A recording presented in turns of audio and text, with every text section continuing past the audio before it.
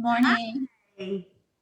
Wow, it's so good to see all of you. I'm still letting folks in, so you know kind of how the beginning of this goes. I'm managing our invite list here and letting everyone in. So as we get more folks coming in, good morning to everyone. It's so great to see all of you. What an amazing day it is. You know why it's an amazing day? Why is it an amazing day? For all of you that are live streaming on Facebook, why is it amazing and an amazing day? Well, it's an amazing day because we're here, we're above ground, the sun is shining, and we have opportunity that abounds today, right? We have opportunity that abounds today. And you know what's really super cool about opportunity? You see something through. Either it comes through, good morning, everybody who I'm just letting in. You see things that come through either through Facebook, or you see news that comes through from the news wire. And the first thing we think to ourselves is we think, oh my goodness, how does this impact me? How does this impact me?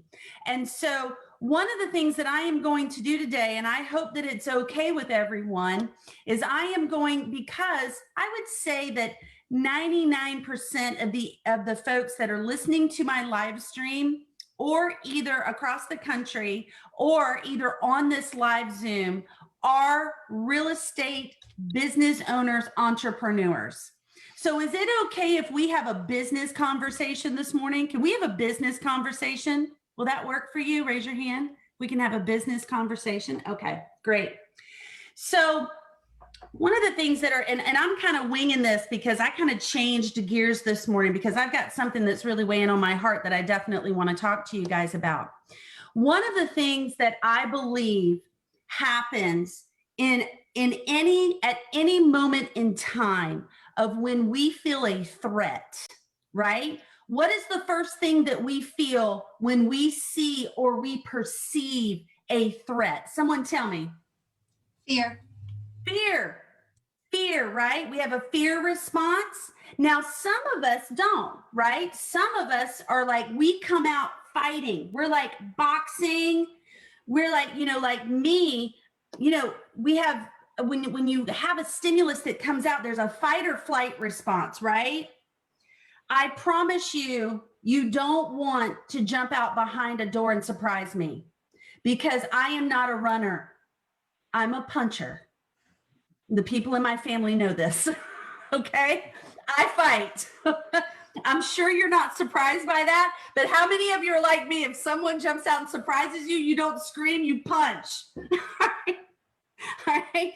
So that is just who I am. I'm not saying it's bad or good. Sometimes I really do feel that the ones that jump back and scream and run are smarter than I am, right? Because they don't have to stay in the fray. But the reality is that things come in front of us, and we have first our immediate response, and then a reaction, and then we have a response to it. Okay. Now, here's the next thing. Yesterday, when we were talking about, I'm tying all this in, I promise. Yesterday, when we were talking about the four ways that we max our capacity, I don't know if you remember, but under the second one, there were several things that John Maxwell went through, and he said, how can you diminish, the second one was self-awareness, and how can you diminish your self-awareness? You guys remember we talked about that? How can you diminish the capacity of your self-awareness? And one of those things was excuses. Remember that? We said, okay, if you're going to have a lot of excuses, you're not very self-aware, right? One of those in there, which was kind of weird, it was having a fantastical or a fantasy, unreal outlook or expectation. All right. And one of those things can be, this is not going to impact me. I don't have to worry about it.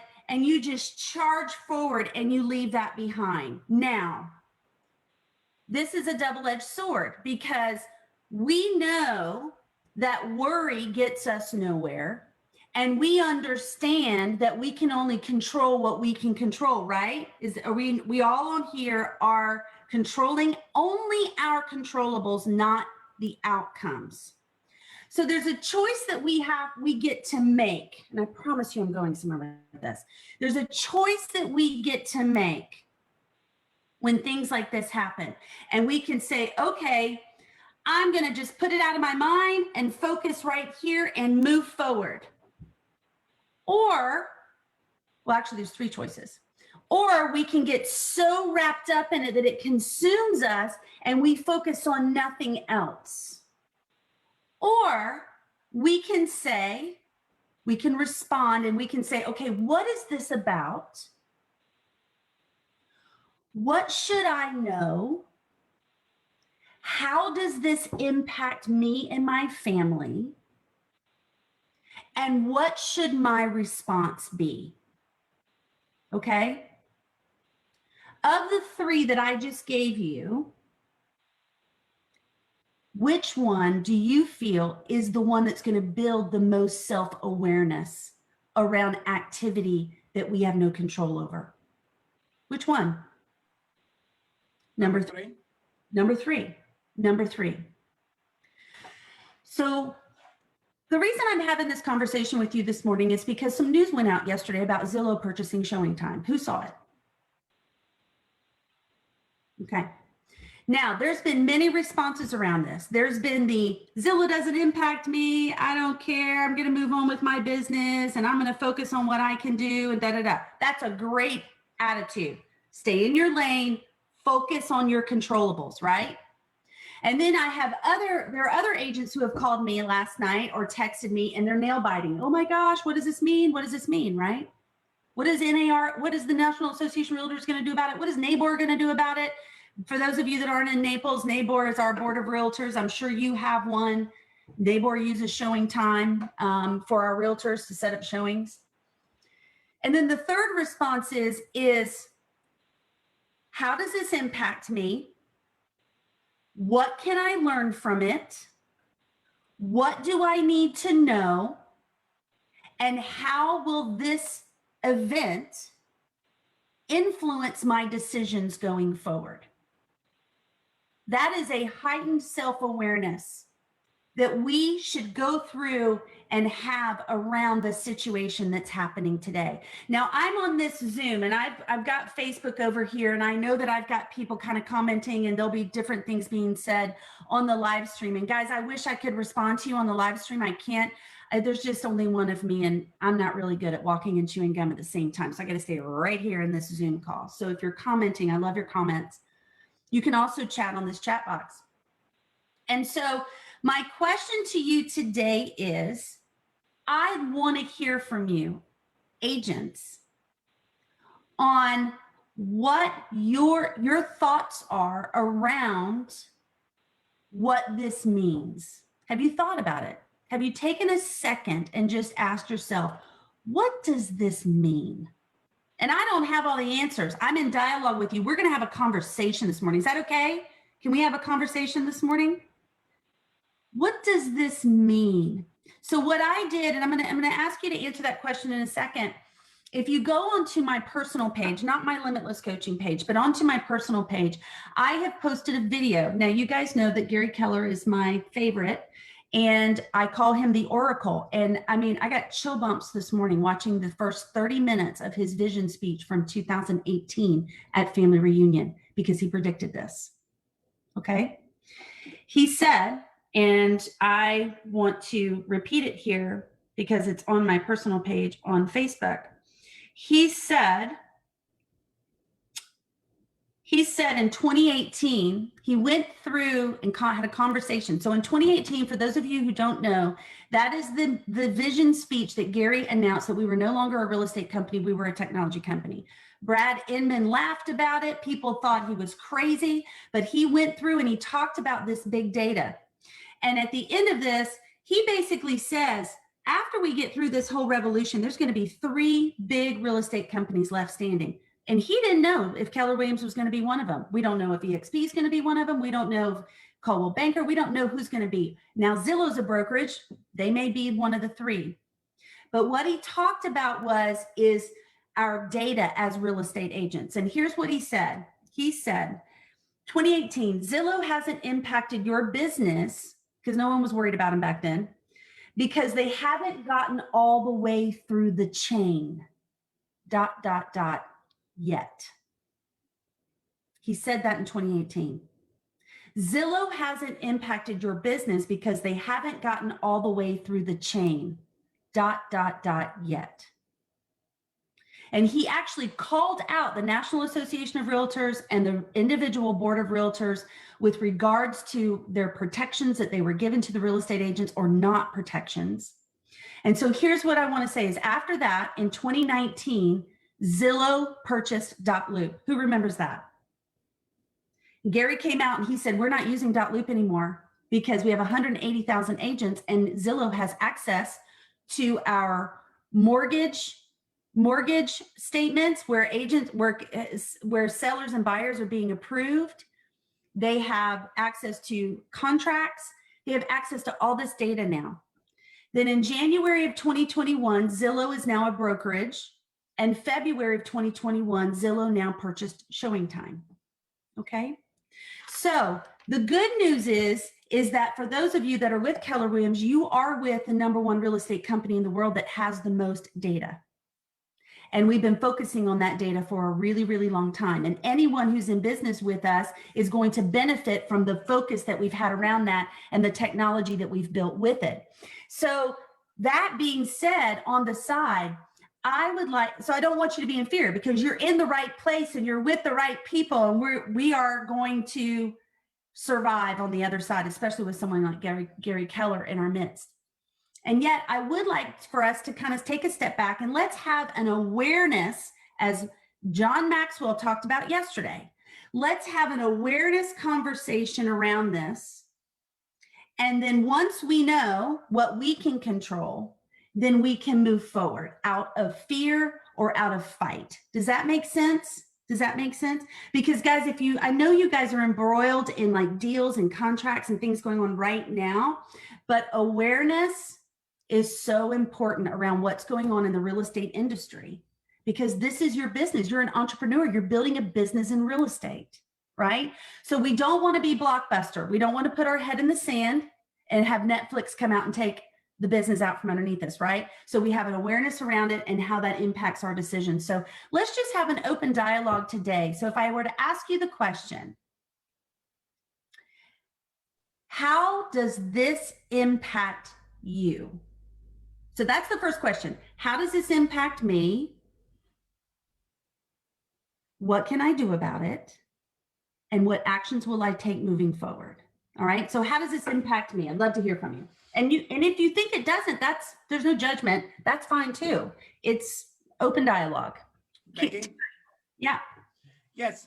So I personally, these changes that are happening now, big companies will purchase the smaller companies. That happens in our industry and any other industry. Mm-hmm. How that would affect us directly, them purchasing ShowingTime, honestly, like Adrian said, there's so many other companies that will come up with the same ShowingTime concept. Now, is Zillow purchasing ShowingTime to make it exclusive to Zillow? I don't think so. These are companies that are known and they're making money.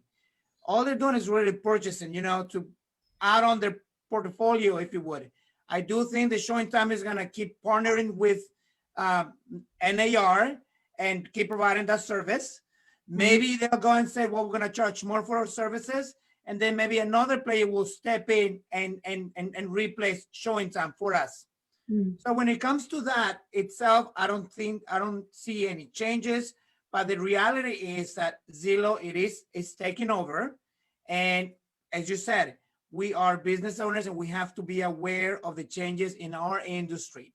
So for me, coming to your third question, what I will do different is keep going after my database and keep growing it and keep being that local expert that if anyone is to think about real estate, I want them to think about me, right? So Right. the actions will not change regardless of what's happening everywhere else. And it comes to awareness. It's good to know, but it's not good to really get stuck your thoughts on it, because that will derail you from everything else. So keep doing what you're doing. Tune out the noise outside, although be aware that there's a lot of noise. But your database, keep doing your open houses, adding people to your database, calling them. If you are into cold calling expires, keep doing that. I mean, but now is the time to truly keep doing, because a lot of changes are happening, and those that are not adjusting to what is happening will be left behind. Nico, I absolutely love what you just said. And Terry, I'm going to come to you. One of the things you said is here's what's going on, here's how it impacts me, and here's what I can do. Database. If you listen to that entire vision speech, Gary keeps going back to database. And it's not how many people do you have in your database. That's the phone book, right? That's the phone book. It's how many people are in your database that know you, like you, and trust you as a real estate agent. Becky? Yes, Nico. If I may add one more thing. Please. Point. I changed my entire mentality on database. It was at that vision speech that he did, and I believe I went there. You did. On that year, on that seminar, on that conference, and this was my takeaway. Everyone, all the panelists in different breakout rooms and sessions, everyone, all these top agents were talking about one thing only, and that thing was your database.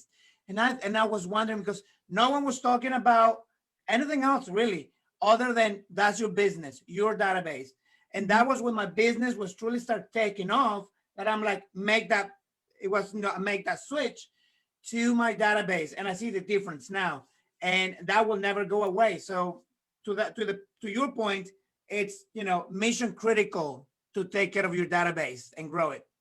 Mission critical. Now listen, here's the thing I want to expound upon with what Nico said, is that your database is not what you're getting, the people you're communicating with in social media.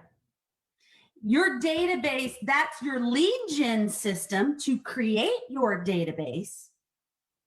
But it is your database is those that know you, trust you, and like you as a real estate agent, which means you must touch them every single month, constantly and consistently. And you must have a way to touch them so that if you are busy, or you're on vacation, or you're listing homes, or you're closing homes, that communication to your database is happening without you hitting a button, without you posting a picture, without you doing anything. That's a true database. Think about it. Amazon figured it out. They touch you all day. You're in their database. They email you. They hit you on Facebook. They hit you through their app. They touch you all the time. So there's a very simple system that is set up. It's a 36 touch. You put them on it, you set it, and you forget it. You call them 4 times a year. It's very simple, very simple. Terry. Well, it's funny because the Zillow conversation coming up, and I've kind of changed some of the conversation I'm having with my database when I'm talking to past clients and that, and they're searching. Like, they go, yeah, this Zillow thing is all changed up and all that. I'm like, don't use them anymore. Go to my website. They are now a brokerage. They have the same exact IDX feed that I have. You'll be better served if you go to my website versus theirs. And exactly. So just changing the conversation, how we have around that, and just redirect our customers and clients, because it is all about the relationship. And why have them searching there when they can search on your own website for the same exact thing? Absolutely. I love it. And you have an app. You have an app. Now, I know the app might be a little dicey in some of the rural areas. I remember when I was up in Vermont, I'm not sure how that's gone, but I can tell you that in Florida, the app is accurate. It's great.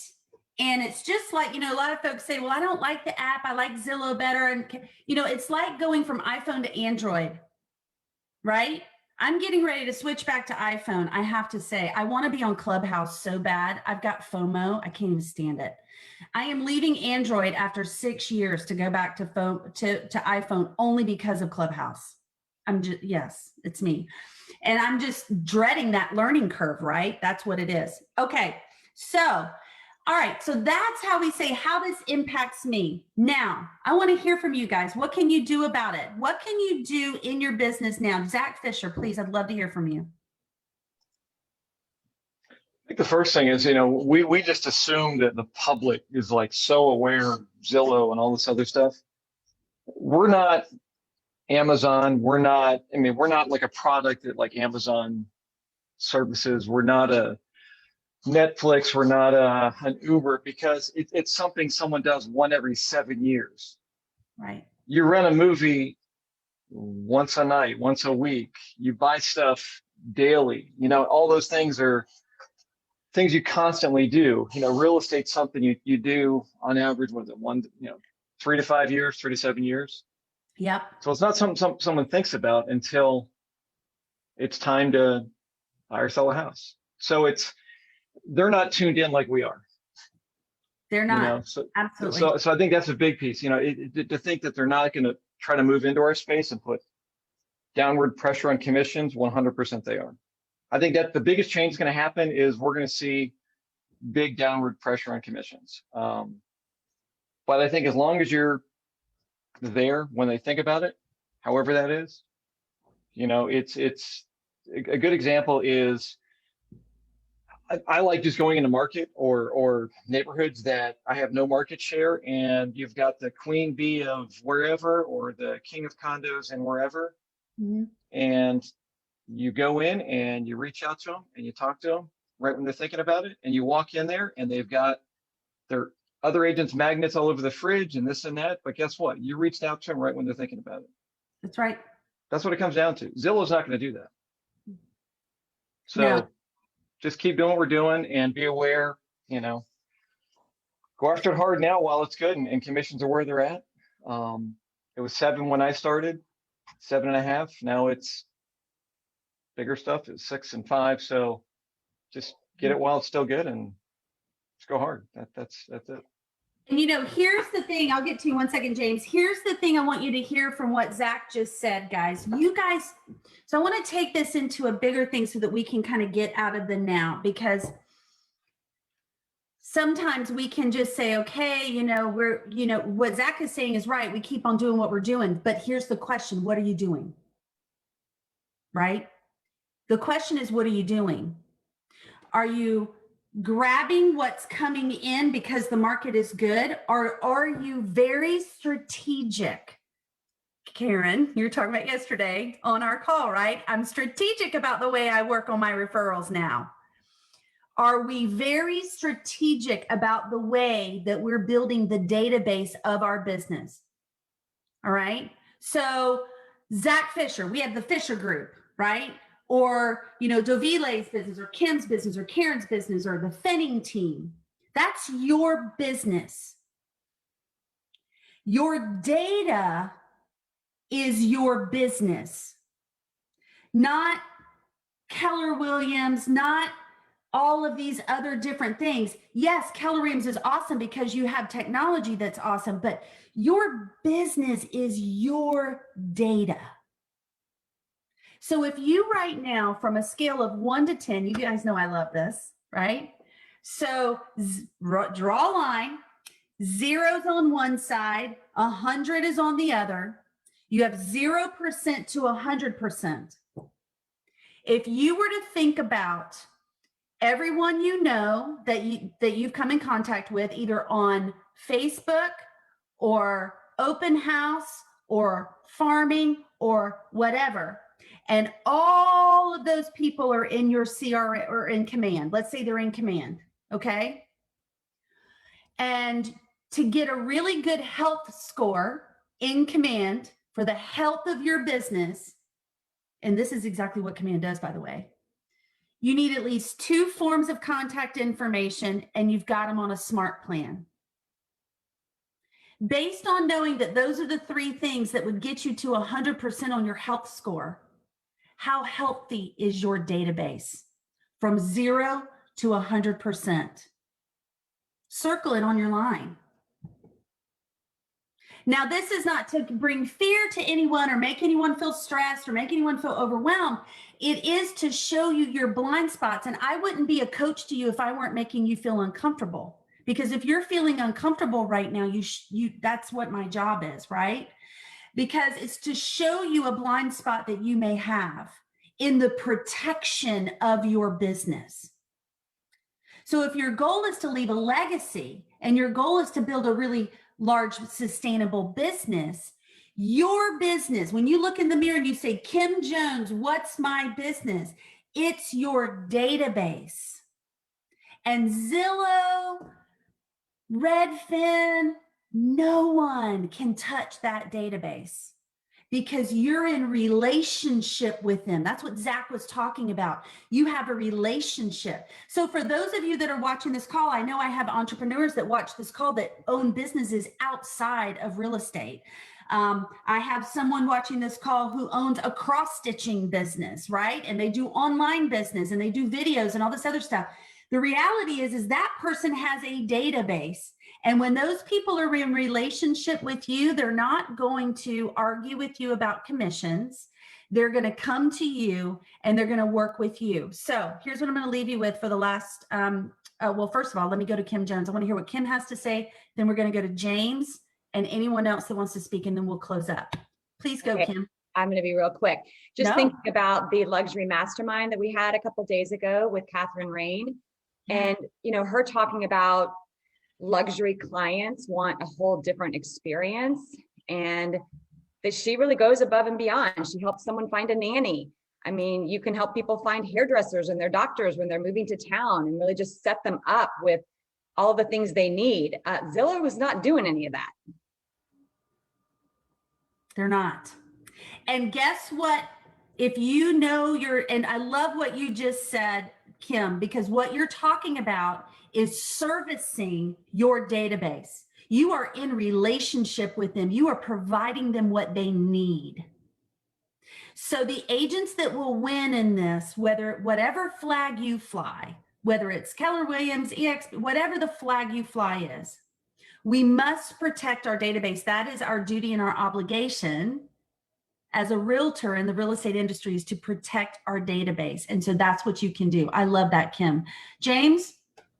Yeah, I was just going to say that we need to keep in mind, Zillow, they have a huge market share online, but that's a dwindling market. Most people are going to social media first, and we are capturing mind share through social media, and they're just looking at Zillow as a tool. So it's about building that relationship. And one of the things that I think was super important that Gary did is he established a relationship with Facebook before anybody was thinking about it. The internet is becoming less effective, and Zillow has their market share there. Everything else is becoming more effective, and Gary had the foresight to place his bet there, and it's going to pay off. Mic drop. You are absolutely right. It is so cool. Facebook and Google want to be in relationship with Keller Williams. Why? Because we have big data, and so do you. And we're in this together. We're in this together. I love that. Thank you. Any more thoughts around this? Any more thoughts around that? Terry Light said, Command states that my database help score is 61.7%, which tells me there is opportunity to reach out to the database to increase that score. Oh my gosh, yeah, because if you're at 100%, people know who you are, they trust you, they like you, they know Terry, they're going to refer to you, and they're going to use you. I love that, Terry. Thank you for sharing. Zach?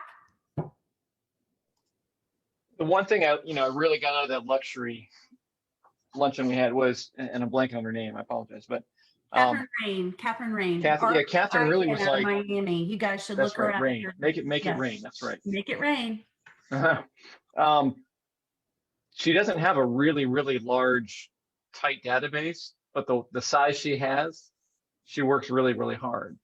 So I think maybe, for me, I'm thinking, okay, maybe I need to scale it down and just be more proactive with that number I've got. Maybe add a little bit more, but just do more with that group, versus making it larger. Right.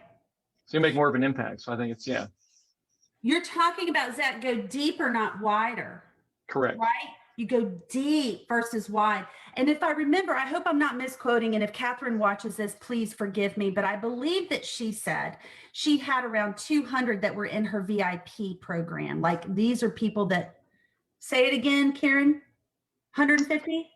150 VIP and 4,000 in general. There you go. Oh, you ladies were paying attention.